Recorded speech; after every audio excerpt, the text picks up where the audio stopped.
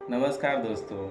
आज हम जो जीवन में छोटी मोटी घटनाएं होती रहती है या कुछ गलतियां होती रहती है उससे सीख लेने की कोशिश करेंगे कुछ कहानी के माध्यम से। और इसी बेस पे आज का टॉपिक है सीखिए। जाने अनजाने हमारे जीवन में अनेकानेक घटनाएं या गलतियां घटित होती रहती है।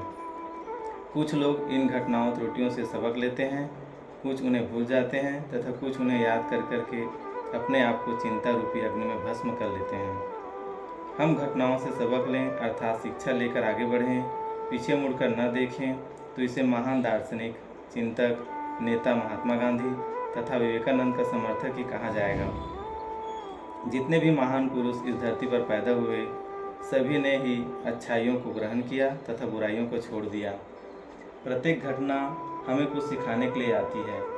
कुछ सीखो, समझो और आगे बढ़ो। लेकिन घटित घटनाओं से कुछ ही लोग सीख पाते हैं तथा जो सीखते हैं वही आगे बढ़ते हैं। उन्हें अपने पर तथा ईश्वर पर विश्वास हो जाता है। एक बार भारत के पूर्व महान प्रधानमंत्री स्वर्गीय लाल बहादुर शास्त्री जी से प्रथम बार मिलने के लिए उनके मित्र गए। शास्त्री जी के मित्र के दिमाग में एक तस्वीर खींची हुई थी कि मेरे मित्र भारत के देश के प्रधानमंत्री हैं तो उनके खूब ठाट बाट होंगे तथा हम भी उस ठाट बाट का आनंद लेंगे। लेकिन उन्होंने पाया कि पूरा प्रधानमंत्री आवाज़ सरलता, सहजता और सादगी के गीत गा रहा है। उनके मित्र यह सब देखकर हतप्रभ कि ये तो बिल्कुल बदले ही नहीं है। कहीं कोई आडंबर दिखावा तथा नौकर चाकरों का फौज फर्राटा कुछ भी नहीं। वही विद्यार्थी जीवन जैसा सादगी भरा जीवन।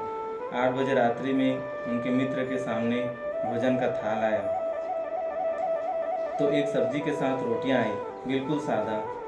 वे दूसरी बार फिर हतप्रभ रह गए कि मैं प्रधानमंत्री के घर भोजन कर रहा हूँ या एक मजदूर के यहाँ। उन्होंने प्रेम से भोजन किया और वहाँ से अपने घर वापस आने के बाद सीखा कि जब प्रधानमंत्री इतनी सादगी से रह सकते हैं तो मैं क्यों नहीं।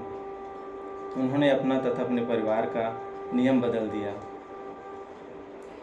उदाहरण से सीख लेनी चाहिए। कभी कभी छोटी छोटी घटनाएं और हादसे हमारा जीवन ही बदल देते हैं। एक युवा अपनी मोटरसाइकिल को बहुत तेज दौड़ाता था या कहीं की हवा से बातें करता था।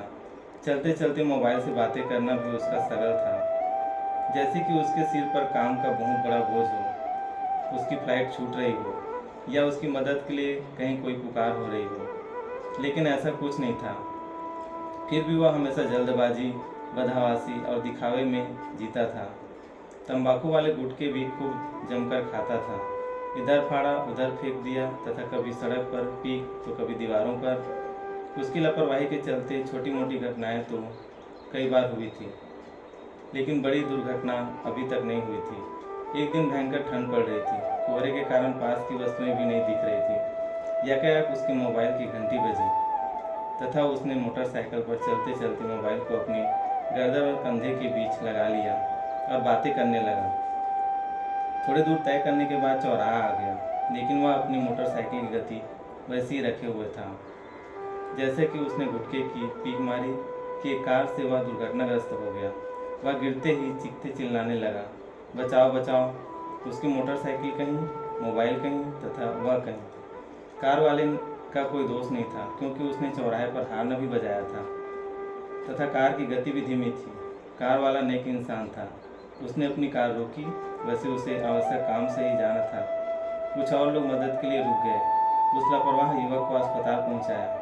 पुलिस को तथा उसके घर वालों को सूचना दी गई। डॉक्टरों ने उसका इलाज किया तथा बताया कि उसकी बाईं आंख का पर्दा पूरी तरह क्षतिग्रस्त हो गया है तथा उसकी रोशनी समाप्त हो गई है तथा दाहिने पैर एक बाएं पैर में फ्रैक्चर है। पुलिस ने कार वाले की लापरवाही दिखाकर मुकदमा पंजीकृत किया क्योंकि कानून मानता है कि छोटे वाहन वाला गलती नहीं करता, चाहे पूरी गलती उसी की हो। ये कैसा तुगलकी कानून की गलती, किसी की गलती तथा सजा किसी को।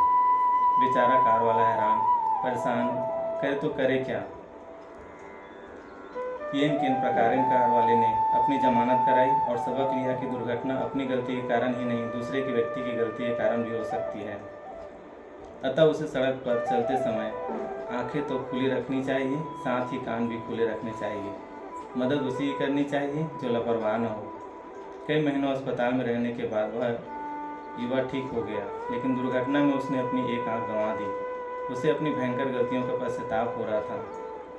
डॉक्टरों ने इलाज के दौरान यह भी बता दिया था कि उसने जीवन में गुटखा आदि खाया तो कैंसर पूरी संभावना है।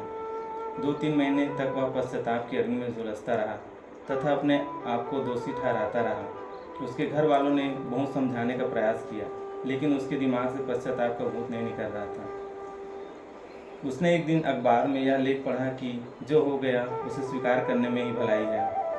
वह संभल गया। उसमें अद्भुत शक्ति आ गई कि लोग मुझे काना कहें तो कहें, मैं अपने आगे के जीवन को अच्छे बनाने का प्रयास करता हूँ। सचमुच वह एक अच्छा इंसान बन गया। उसने अपने अवगुणों को त्याग दिया। विश्वविख्यात अंग्रेजी भाषा के लेखक जॉन मिल्टन नेत्रहीन थे। उन्होंने कहा, अंधा होना दुख का कारण नहीं है, दुख का कारण है अंधेपन को झेल पाने की योग्यता न होना। तो ये 2 प्यारी सी कहानी से हमें शिक्षा मिलती है कि आप कितने बड़े आदमी हों, कितने बड़े पद में हों, आप कितने भी पढ़े लिखे हों, लेकिन आप सहजता और सरलता से आप जीवन बिता सकते हैं और अगले आदमी को संदेश दे सकते हैं। दूसरी कहानी से यह शिक्षा मिलती है कि जवानी के जोश में होश नहीं खोना चाहिए।